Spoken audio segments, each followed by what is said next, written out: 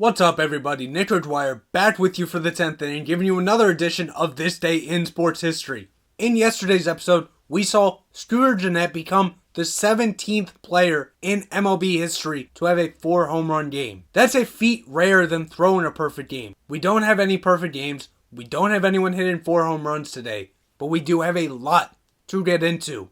So if you all enjoy this video and you like what you see, hit that like button. And if you want to see more of this content, hit that subscribe button. Let's get into it. This Day in Sports History.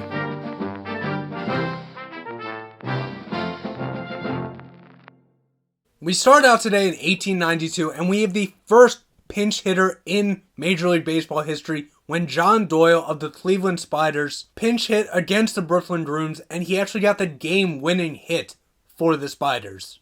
Then we move up 8 years to the 1900 British Open, which saw J.H. Taylor win for the third time of 5 overall victories. He defeated the runner-up Harry Vardon by 8 strokes. 30 years later, in 1930, at the Belmont Stakes, Gallant Fox becomes the second Triple Crown winner, even though they didn't officially call them Triple Crown winners back then. Fox won the Belmont by 3 lengths in a 2-minute 31.6 victory, making him the second Triple Crown winner. Now we move up 11 years at the U.S. Open for men's golf. Craig Wood won by 3 strokes ahead of runner-up Denny Shute for his first U.S. Open and his second major championship. The same year in 1941, Whirlaway becomes the 5th horse to win the Triple Crown when he won the Belmont by 1 1/4 lengths.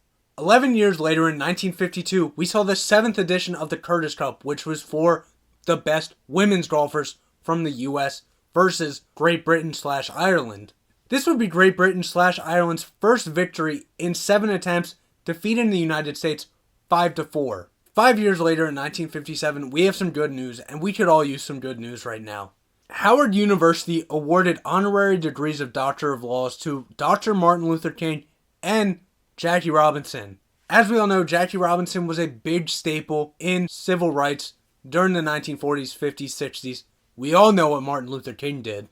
In the coming years after 57, Robinson and King would often appear together at civil rights rallies, fundraising events, and demonstrations. 12 years later, though, we move to the French Open, and on the women's side, Margaret Court defeated Anne Hayden-Jones 6-1, 4-6, 6-3 in 3 sets. This would be Court's 3rd French singles title of 5 overall and her 18th of 24 major titles, and the second leg of the 1969 Grand Slam.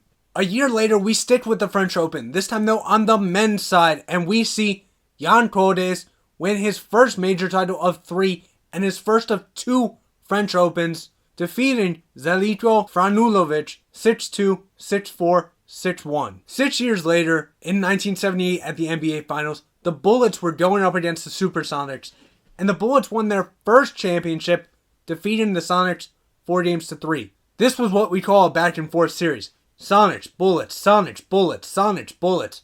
Bullets got Game 7, though. Elvin Hayes and Bob Dandridge both averaged over 20 points for the Bullets, while Elvin Hayes and Wes Unseld both had 11 rebounds average for the Bullets. For the Sonics, Fred Brown, Dennis Johnson, Gus Williams, and Marvin Webster all averaged over 15 points. Wasn't enough though. This was the Bullets' time. They finally got their chip. 2 years later at the 1980 French Open on the women's side, Chris Evert retained her title, defeating Virginia Rusici 6-0, 6-3 for her 10th Grand Slam singles title of 18 overall. A year later in 1981, this time for the men's side of the French Open, Bjorn Borg won his 11th and final career Grand Slam title while winning his 4th straight French Open title and his 6th overall French title final. Borg defeated Ivan Lendl 6-1, 4-6, 6-2, 3-6, 6-1 in 5 sets for his final career Grand Slam victory. 5 years later in 1986, and we're right back at the French Open. On the women's side, Chris Evert defeated Martina Navratilova 2-6, 6-3, 6-3 in 3 sets for her 18th and final Grand Slam title. This would also be Evert's 7th French title. 1987, and we stick with the French Open on the men's side. Ivan Lendl retained his title, defeating Mats Wilander 7-5, 6-2, 3-6, 7-6. in 4 sets. This would be the 7th of 8 titles and the last of 3 French titles for Lendy. 2 years later, we have one of the greatest professional athletes of all time, Wayne Gretzky, getting his 9th NHL Hart Trophy, the MVP, in 10 straight seasons. He lost in the 1987-88 season when Mario Lemieux won it. He won it right back the next season though. Gretzky, 54 goals, 114 assists for 168 points in the 88-89 season. We move up to 1992 at the French Open. On the men's side, Jim Courier retained his title, defeating Peter Korda 7-5, 6-2, 6-1 in straight sets. This would be the third of 4 major victories for Courier. Now we move up to 1997. At the Stanley Cup Finals, the Detroit Red Wings were going up against the Philadelphia Flyers. The Red Wings would end up winning Game 4 2-1 for a 4-0 series sweep. This would be the 8th title in Red Wings franchise history and the first since 1955. The scoring started in the first period when Nicholas Lidstrom scored with 33 seconds remaining in the first for the Red Wings. Then Derek McCarty scored with 7 minutes left in the second to even the game up for the Flyers. Eric Lindros, though, scored the game-winning goal with 15 seconds remaining in the game to get the sweep for the Red Wings, get that title. Now we stay in 1997 and we move, you guessed it, right back to the French Open. On the women's side, Eva Majoli wins her first and only career Grand Slam singles title, defeating world number 1 Martina Hingis 6-4, 6-2. A year later, we stick with the French Open, 1998. On the men's side, Carlos Moya defeated Alex Correia 6-3, 7-5, 6-3 for his only major title. And guess what? We stick with the French Open. Now in 2003, Justine Henin-Hardenne defeated Kim Clijsters 6-0, 6-4 for the first of 7 Grand Slam singles titles.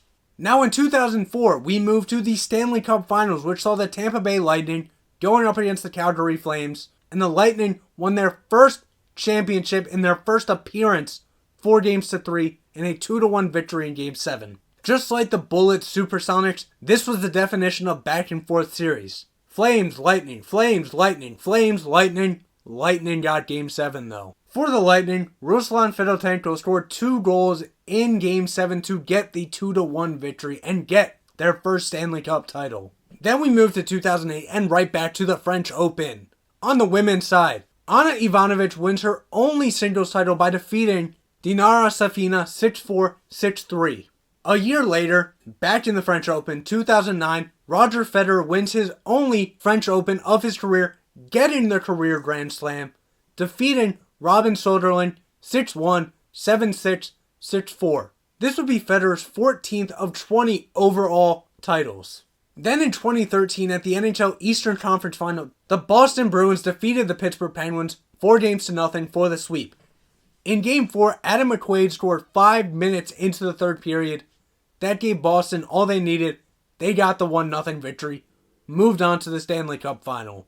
Then a year later in 2014, we have 2 events. First, we start with the French Open. On the women's side, Maria Sharapova wins her 5th Grand Slam final singles title by defeating Simona Halep 6-4, 6-7, 6-4 in 3 sets. Also in 2014, as part of Wrigley Field's 100th anniversary, the Cubs honored 97-year-old Lenny Morello when he tossed out the ceremonial first pitch prior to the team's 5-2 victory over the Marlins. The Cubs' former infielder who went 0-2 when he played 3 games for the Cubs in the 1945 Fall Classic, Morello was the last living person to play in a World Series game for the Cubs until 2016, and we know what happened in 2016.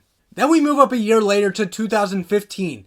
Back at the French Open on the men's side, Stan Wawrinka defeated Novak Djokovic 4-6, 6-4, 6-3, 6-4 for the second of 3 major titles for Wawrinka. Then finally we move up 3 years to 2018 and we have the Stanley Cup Finals. The new Las Vegas Golden Knights going up against the Washington Capitals, both looking for their first Stanley Cup. The Capitals though would be the ones that end up getting it in 5 games with a 4-3 victory in Game 5. The Knights would win Game 1, that's all they would get.